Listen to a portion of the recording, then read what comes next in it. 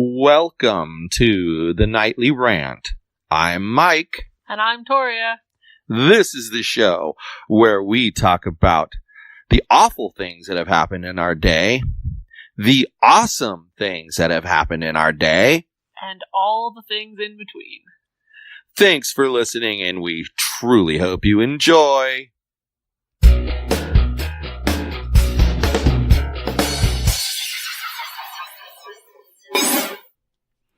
Hey everyone, so for today's episode, we have a special throwback because something happened and we were unable to record an episode, and we want you to have an episode 5 days a week. So we hope you enjoy this special throwback episode that we have chosen for you. Interesting day today. Yeah, if you call it interesting. I call it, I don't know, infuriating, at least this morning. Tell us why this morning was infuriating. Because I wake up at 5 a.m. to a person who has already irritated the living crap out of me on Airbnb because they keep changing their mind and asking for discounts, which is already annoying. Ask once, then calm yourself. They want a discount on the Airbnb room? Yes. Which isn't unreasonable, because some hosts offer discounts for long-term stays. But we host the rooms at the long-term rate, because it's a minimum of 60-day rental. Okay. So anyway, she keeps asking for a discount. It's already at $150 a month discount. She's not getting any more freaking discount. Finally, she decides she wants to see the house. Well, actually, she just wanted the address so she could drive by and take a look at it. And I was like, no, showing. Meet somebody there, because I don't want you breaking into the house and being all creepy. So I set up a showing for her at 10 o'clock Eastern time this morning. Okay, so 7 a.m. our time. Yeah. She messaged me at 5 a.m. Now, that's unreasonable even in Eastern time. 8 a.m., really? 2 hours before the showing? That's when you've decided to message? No, thank you. So, before messaging her back, I messaged the showing people and I was like, yo, this person's crazy. What other hours work for you? I go back to the Airbnb person, I give her the hours, she picks a new time. Then, 12 minutes before the showing, she's like, I drove by, the house doesn't look nice. I'm not interested. Okay. So I just declined her. I didn't even respond because I couldn't think of something polite to say to this person, so I just declined her. So you just rejected her, okay. Yeah, because I figured that was better than being rude. Then, 2 hours later, she comes back saying, I can't find the address you gave me. It's leading me to a parking lot. What? Wait. Didn't she say she drove by and didn't like the way the house looked? Yeah, so what I think is that she drove past a parking lot, and that's probably what she didn't like. Not everybody wants to live in a parking lot. That doesn't make any sense. I think she's a lunatic. So I came to the conclusion today that people whose names start with V are the literal worst kind of people. And that's why I shortened my name to Toria. That makes sense. I'll buy that. But... But okay, I have a question for you, though. Because it came to my mind as you were saying what you were saying. And I've never thought to ask this question. But how in the hell are people supposed to know that the rate you're offering them on Airbnb is a discounted rate for longer term? Because when you go to book with us, it tells you have to book for a minimum of 60 days. So I think a rational person would assume that you're getting the monthly rate for your 2-month rate for your 60 days or 60 days. Use that word I hate. Assume. Never assume anything. But every single time somebody asks for a discount or asks what the monthly rate is, because it's actually a fairly common question, I look at our sheet of the monthly rates, I tell them what the regular monthly rate is, and they see that the rate they're getting is cheaper. Because 99.9% of the time it is. But why wouldn't you put that in the Airbnb listing, that normally this place rents for blah, blah, blah, via direct rental? Because then I'd have to change it like every time somebody moves out, because the rent changes based on the month that it is. Interesting. Only once has the rate that they were getting been higher than the rate on our sheet, and it was higher by like $60 or something like that for 2 months. So I lowered it for them. Makes sense. He doesn't do anything less than 30 days? Anything less than 60 days for Airbnb, because it's not worth it for him, because he buys all new linens for the room between tenants and then has to get it professionally cleaned.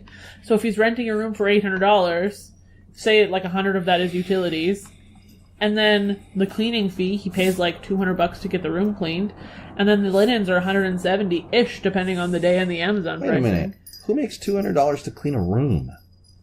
I don't know. Wow, I want that job. Here's the thing, though. Airbnb people actually stay for that long? It's a lot of people. I don't know, like, hospitals do rotations of nurses. So nurses will come into town and be doing, like, a 90 or 120-day rotation at that hospital, and they need a place to stay and they want something furnished. That's very common. Also, people in town on business would like to stay for 30 or 60 days. He used to do 30-day rentals.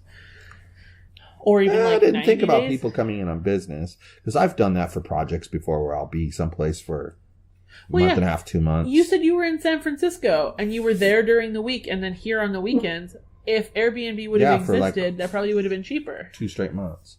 Well, yeah, but also more comfortable, because it's kind of like when we went to Vegas and we got the Airbnb. One of the big positives, even though we didn't use it because we were only there a teeny tiny amount of time, we really were only there 3 nights? Friday night, Saturday night, Sunday night. Yeah. And so we went out. We had plans each night. So we didn't eat there, but we did bring drinks and snacks and whatever and leave it there. Something that's a little more difficult to do in a hotel room, because we had a giant refrigerator. I mean, it's the same size as the refrigerator we have in our apartment. Hotel rooms, they either have that little teeny tiny mini fridge that you can't even fit a pizza box into. Or nothing at all. Or nothing at all. I think if we were staying for like a week or 2 weeks, that we wouldn't want to stay in a hotel. We'd want to stay in an Airbnb, because one, the rate, it's way cheaper, and you get a kitchen. And these houses, they're brand new build houses, like last 5 years. They're like marble countertops, hardwood floor furnished, or like whatever you call that kind of thing. And they're furnished with like the furniture in them isn't IKEA furniture. He got a lot of it from like Ashley Furniture, etc. So it's nice stuff. Brand new linens every time you check in. Like to the point where our move out letter says, throw the linens away, or you can keep them if you like them. What happened after? So she didn't really drive by the right place. Apparently not. What happened after she contacted you back and said, hey, this is taking me to the wrong address? I was mildly sassy, told her that she wasn't interested, and that I'd declined her, and I told her best of luck in her search. And she never responded back to you after that? No, I don't think so anyway. Interesting. Can't say I've really People who checked, can't but follow directions. Seems to be a theme. Quite literally. It's the theme of today, is people who can't follow directions. And yesterday, too. I mean, we talked yesterday about parents who don't think the etiquette rules at a concert apply to them. Oh yeah, I forgot about how about the parent? How about the parent who their kid was up there saying, "Oh, and by the way, you're not supposed to stand with an iPad and film because people behind you don't want to look through and see that." And then their dad was filming them with an iPad. With an iPad. With an iPad. Standing up. Yeah. Just the most asinine. Well, but see, I had a situation today that also exemplifies foolish people who don't follow directions. You had a day too, huh? And the guy had applied for a salesperson's position with us. And we're paying commission, so only, at least to start. And so I felt like, less experience was fine. I don't care. If someone wants to try to be a salesperson, commission's a good way for them to learn. And we have nothing to lose because they sell nothing, we pay them nothing. Right. They might be excellent. Then they make lots of money. And the best part is we're hiring them as an employee.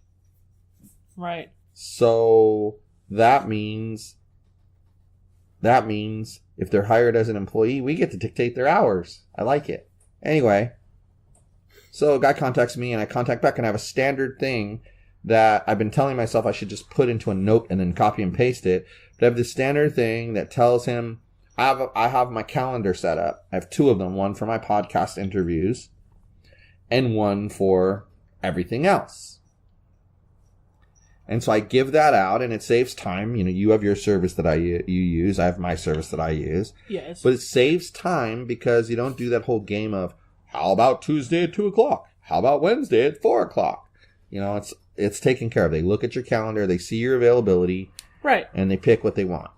So in my email to these people, to every single person, I say, go here and select a 30-minute call, and the call is going to be on zoom.us. And I do that because I want to be able to do video with them. Right. So I send that out to the guy, and I get a response back. Great. You can call me anytime between 10 and 2. Here's my cell phone number. Right. I don't know, but I don't think I said I wanted to talk to him on his cell phone between 10 and 2. I'm pretty sure that click this link and book an appointment does not equal call me on my cell phone. Yeah. And, the dumbest of asses. And I've even made it easier, like I realized today. I forgot. I had that one interview and I put in the subject line the Zoom address. Yeah. But I even have a forward for my Zoom address now. Oh yeah, I forgot you did that. So I can just use that to forward people to the meeting. It's super simple. People don't even have to think anymore. Right. But yet this dingus can't follow directions. So, okay. So I send that. Corrected him. So I send back, hey, no, that's not how it works. You're going to go to this link. You're going to pick a 30-minute phone call. It's going to schedule you for a 30-minute phone call with me. You're going to do the phone call on zoom.us. He writes back, I'm withdrawing my application. He's withdrawing his application because he doesn't like that I'm making him follow the directions. Directions are too hard for these people. Let's be real now. Like, what the hell is wrong with people? Entitlement.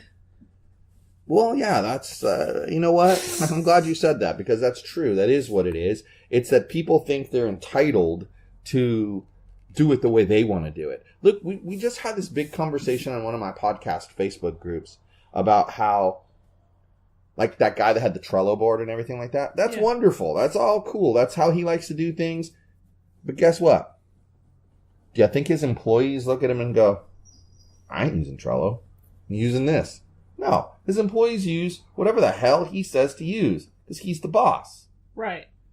But conversely, you get clients that say, oh no, you use Airtable for this? Well, I don't want to use Airtable. Well, too bad.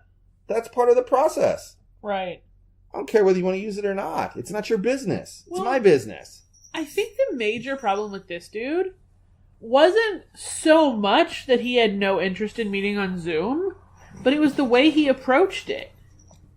Like, if you really have an aversion to Zoom, he could have just been like, hey, I really don't like Zoom. It doesn't work properly on my phone. Could we have a call instead?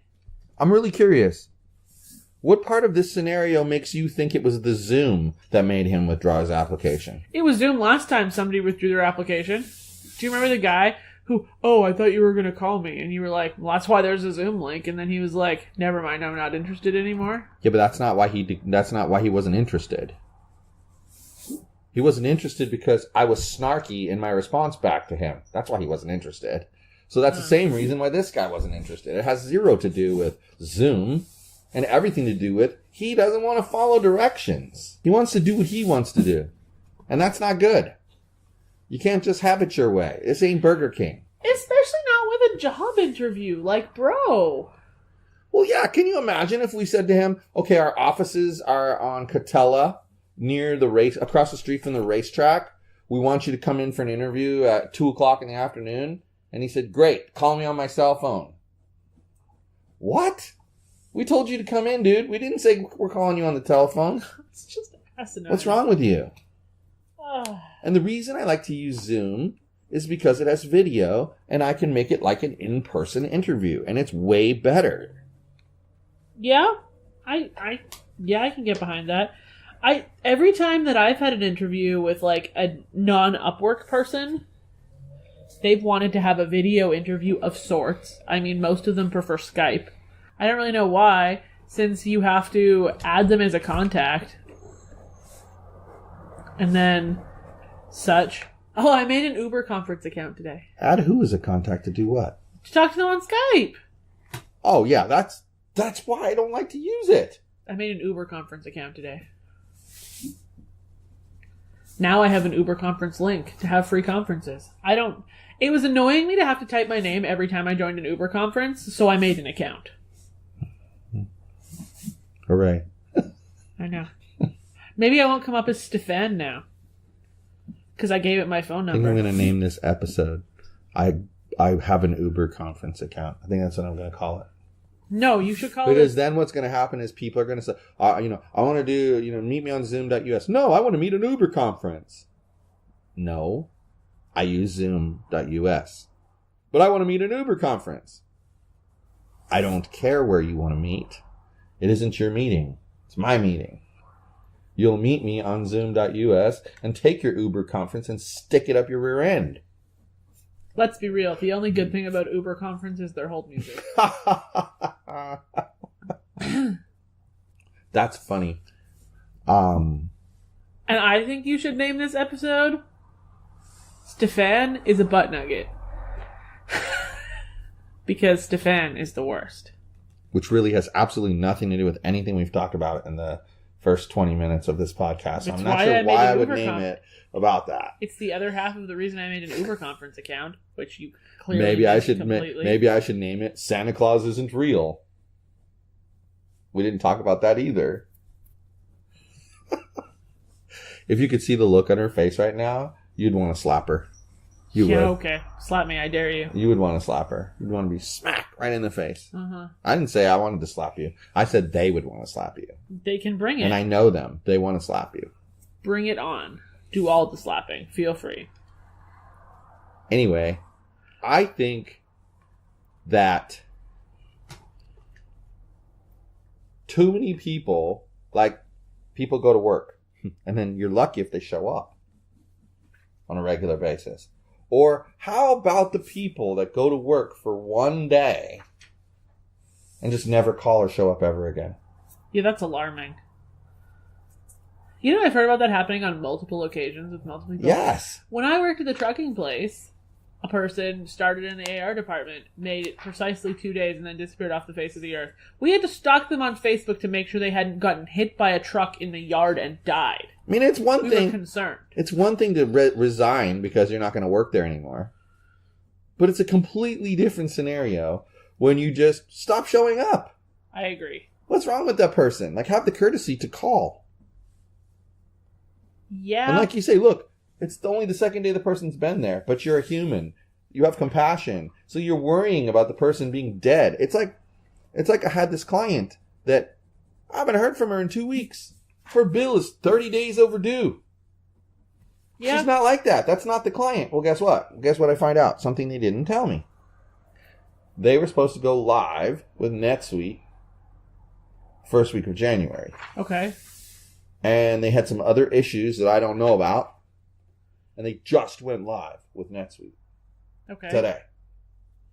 So for the last 2 weeks, she's been super busy dealing with that. But you actually got a hold of her. Yes. But Beautiful. she could have texted me back and just said, hey, I'm really busy. I'll get back to you. We're launching on March 1st. I would have appreciated that. But this is a really nice lady. And I think she was overwhelmed. That's fair. I can respect So we're that. back on target with her, which is good because that also means her bill will get paid at some point here soon. Do you want to know what I can't respect? People who disappear off the face of the earth for 2 weeks, and then they want their bill for the next month lessened because they disappeared for 2 weeks. Yeah. People do ask for all sorts of weird, I just want to call them favors. It's just asinine. It's not going to happen on any planet, in any sense of the imagination. Just no. Yeah, it's Just a no. I mean, it's no different than a client trying to tell you, oh, I'm not going to use that software. Yeah, since when do you get to dictate the terms of what I do for you? I mean, as a freelancer, how many different freaking accounts have we had to open because, oh, this guy uses Basecamp, and that guy uses Tiddlywink, and that guy uses Trello. This jerk over here uses Product Eve. How many? Well, exactly. And we have to make them have an account. Couldn't think of the word. Sorry. But they make us have accounts, and they expect it. It's not even, they don't even ask. It's just suddenly you get an invite. At least we make a point of asking. I have Basecamp. I have Asana. I have Teamwork. I have Trello. And I have Product Eve. And they all give me a headache. Because there's so many of them. Yep. Well, and I think you're right. I think what we have talked about earlier about Trello, like that guy did a great presentation on now. Here's the thing. If you're gonna do a screen video of software, you gotta lower the resolution of your laptop. Oh, was it hard to see? Because it was super teeny tiny? Read squat diddly doodle on that screen. The guy who was presenting his screen at Uber conference today learned that lesson because he had a 4K monitor. You couldn't see anything he was screen sharing. Yeah, and that's the problem. Like you know, you make the point, like with my laptop. Yeah. If I had to record a real detailed screencast, I would either need to, because here's the other thing you could do. How about you magnify the zoom on Google Chrome and make it bigger? At least you can read the stuff. But he was more like trying to show you his flow, so it kind of worked the way that it was working. It's not like you needed to read what he had written down. So right. I get it. But he did a very good job showing that. And, you know, that's probably one, I have to admit, it's one of the best implementations I've ever seen of Trello for a project management situation. But what he did was kind of quite intuitive. He had, if you noticed, he had, you know, this is stuff this is just general stuff. This is non-podcasty stuff, but for this client. Yeah. I'm sure it's things like create a new logo or whatever. And then he had, here's the audio editing column for the audio editor. And then this is the graphic designer's column. Then he even smartly had because he said it was a new graphic designer, a review the graphics column. So someone's in charge of that. And then there was like a writer's column for someone to write the notes. Every step of the process had a column. And then there was the guy who launches it, like puts it out. That was his column. And it's very smart because they can just take the cards and move them across the different columns and change the tag color to match whatever step of the way it is. It works for them. But here's the thing that I see. You were right. You made a good comment. You said there's lots of project management softwares out there because everybody works differently. Well, they're all different. And I like things about most of them, just not Trello. I don't like Trello. Like, you know how I say I like Gantt charts? Yes. The reason that I like Gantt charts, if you ever had to manage a really huge project with a lot of dependencies, you would love Gantt charts. And here's why you would love Gantt charts.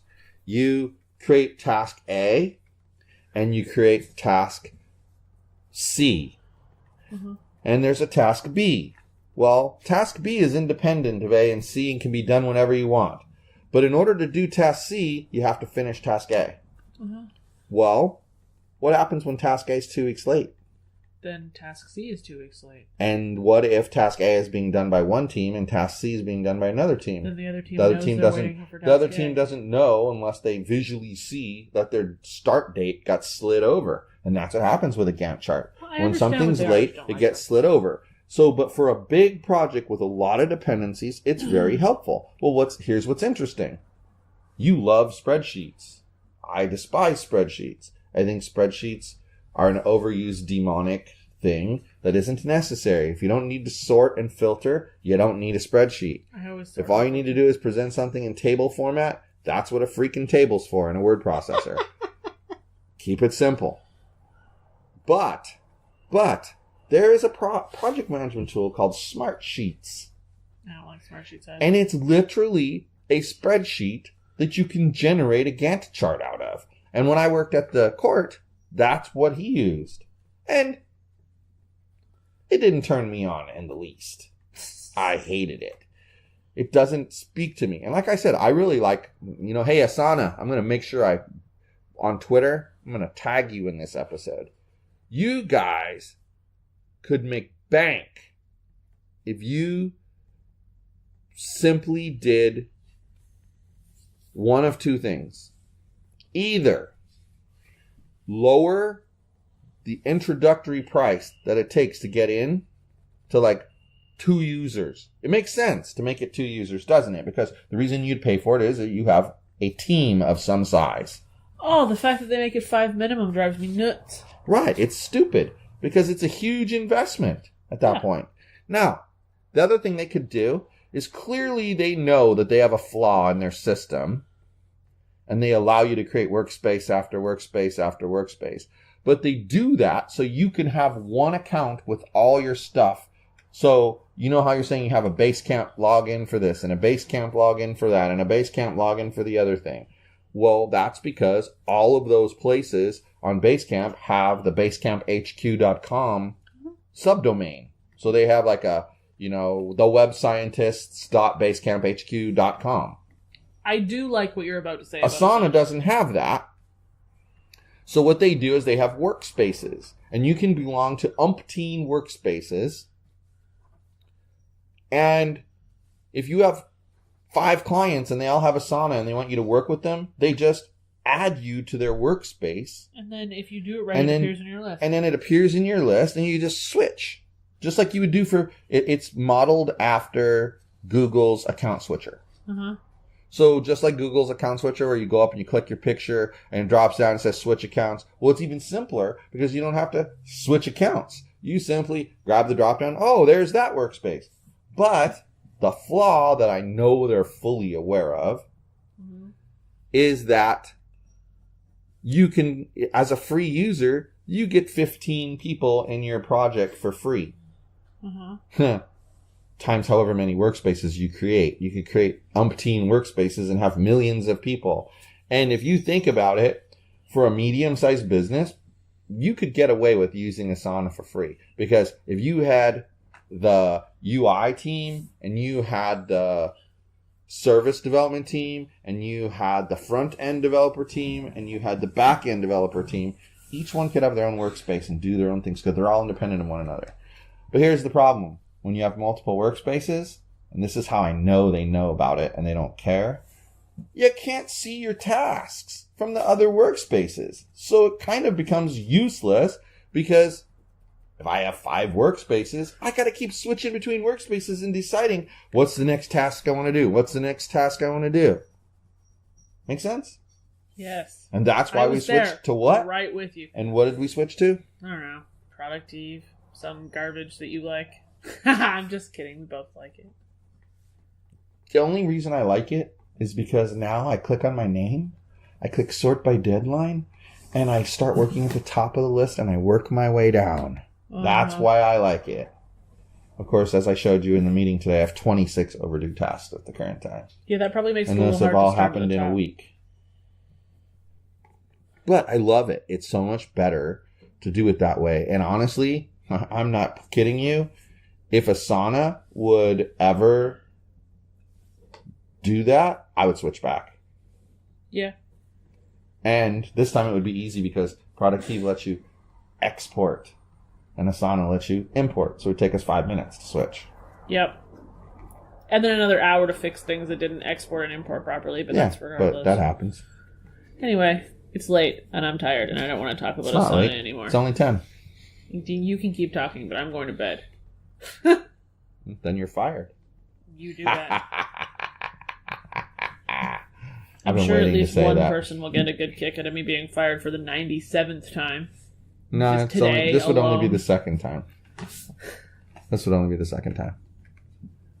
Anyway, well, you're supposed to help him color. So, you should probably say goodbye to everybody. And then I'll say goodbye to everybody. And then Yogi will say goodbye to everybody. And then we'll be done. If you'd shut up for 3 seconds, I'd say goodnight, everyone.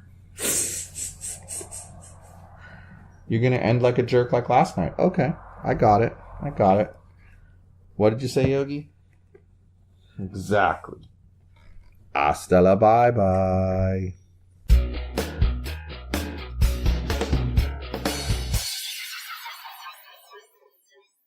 Hi everyone, this is Mike, and I truly hope you enjoyed this show. You're able to subscribe to this show on iTunes, Google Play, and Stitcher so as to never miss an episode. If by chance you did miss an episode here or there, you can catch up on all shows, past and present, by heading over to yogispodcastnetwork.com/TNR show. Thanks for listening.